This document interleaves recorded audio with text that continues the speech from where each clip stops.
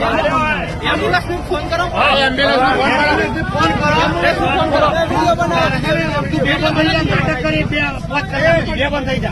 એક તરફ ગાંધીનગરમાં રાજનીતિનો હાઈ વોલ્ટેજ ડ્રામા ચાલી રહ્યો છે, બીજી બાજુ ઉત્તર ગુજરાતની પ્રખ્યાત સાબર ડેરી બહાર પશુપાલકોએ હોબાળો મચાવ્યો છે।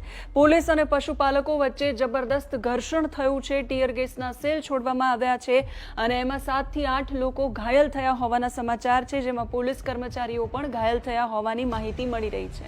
પશુપાલકો હોબાળો મચાવી રહ્યા છે, કારણ છે ઓછા ભાવને પગલે પશુપાલકો વિફર્યા છે। સાબર ડેરીને બાનમાં લીધી છે। દ્રશ્યોમાં તમે જોઈ રહ્યા છો, દેખાવ કરવા પશુપાલકો પહોંચ્યા છે અને દેખાવ કરવા પહોંચેલા પશુપાલકો અને પોલીસ વચ્ચે ઘર્ષણ જોવા મળ્યું છે। ટોળાને વિખેરવા માટે પોલીસે ટીયર ગેસના સેલ પણ છોડ્યા છે। સાબરકાંઠા અને અરવલ્લી જિલ્લાના પશુપાલકો સાબર ડેરીમાં દેખાવ કરવા પહોંચ્યા હતા। ગયા વર્ષની સરખામણીએ ચાલુ સાલે ભાવફેર ઓછો ચૂકવાયો હોવાને લઈને સાબર ડેરી સામે પશુપાલકોમાં આક્રોશ જોવા મળ્યો।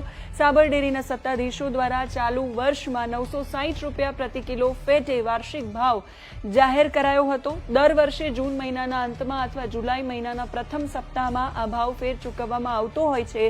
સત્વરે ભાવફેર ચૂકવવા માટે અગાઉ પશુપાલકો અને આગેવાનો દ્વારા જિલ્લા કલેક્ટરને રજૂઆત કરાઈ હતી। રજૂઆત પછી 11 જુલાઈ 2025 પશુપાલકોને ચૂકવવામાં આવ્યો ભાવફેર, પણ સાબર ડેરી દ્વારા ચૂકવવામાં આવેલો ભાવફેર પશુપાલકોને ગયા વર્ષની સરખામણીએ ઓછો લાગ્યો, એટલે પશુપાલકો રોષમાં જોવા મળ્યા।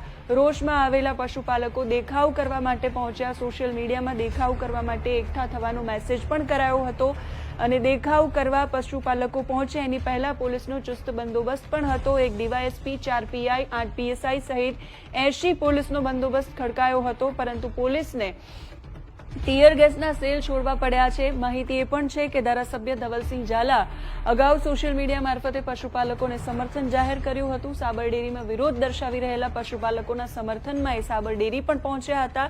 સાબર ડેરી રોડ પર પશુપાલકો બેરિકેડ તોડી અને ડેરીના દરવાજા પાસે પહોંચ્યા અને પછી આક્રોશ ઠાલવતા હતા। અમદાવાદ હિંમતનગર નેશનલ હાઈવે પણ રોકી દેવામાં આવ્યો છે। પશુપાલકોએ પોલીસના વોટર બ્રાઉઝર પર પથ્થરો ફેંક્યા અને પથ્થરોના કારણે વોટર બ્રાઉઝરના મેઇન ગ્લાસને પણ તોડી નાખવામાં આવ્યો અને આ ઘટનામાં 7 થી 8 લોકો ઇજાગ્રસ્ત થયા છે।